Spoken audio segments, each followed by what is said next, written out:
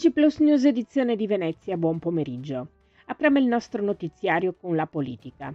È Alberto Stefani il candidato del centrodestra per la presidenza della Regione del Veneto alle elezioni del 23 e 24 novembre prossimi. Stefani è sostenuto dalla coalizione composta da Fratelli d'Italia, Lega, UDC, Forza Italia, Noi Moderati. La scelta di Alberto Stefani è stata fatta ieri pomeriggio dopo un vertice tra i capi della maggioranza tenutosi a Palazzo Chigi. Lo stesso Alberto Stefani ha annunciato la sua candidatura tramite i suoi profili social. È il nostro momento, scrive. Il nostro impegno è chiaro, metteremo davanti a tutto, anche alle logiche della politica, le necessità delle persone. Trascorrerò la campagna elettorale nell'unico modo che conosco, nelle piazze e nelle periferie dei nostri comuni, cercando di stringere la mano a quanti più veneti possibile. Ascolterò tutti, compreso chi non la pensa come me. Ora guardiamo avanti, c'è una bella storia da scrivere e la scriveremo insieme.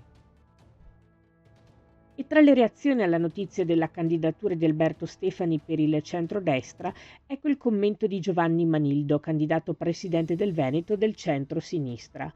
La candidatura Stefani è una candidatura nazionale scelta nei palazzi romani con un complicato sistema di pesi e contrappesi che comprende, oltre agli assessorati da cedere a Fratelli d'Italia, anche i sindaci delle città capoluogo del Veneto, un nuovo centralismo con legge elettorale ad hoc e probabilmente l'ipoteca sulla Lombardia.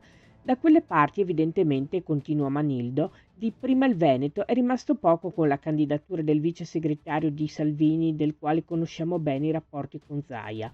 Comunque era ora. Ho passato 2 mesi e mezzo in giro per il Veneto senza avversario, stava diventando surreale.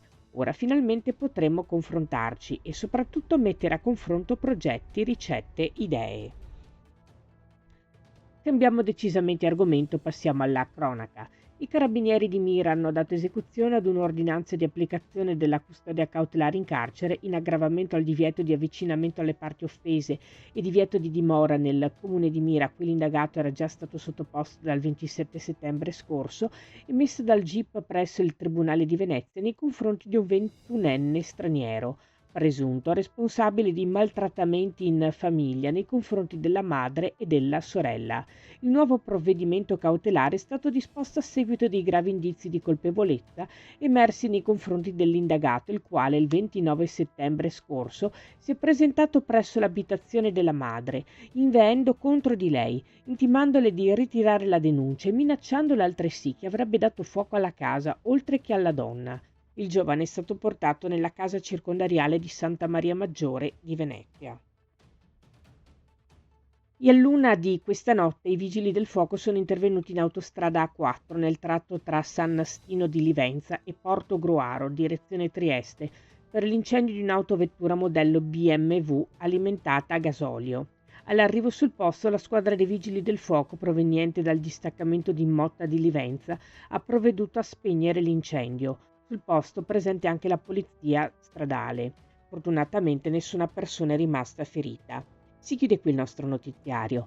Grazie per averci seguiti. Arrivederci.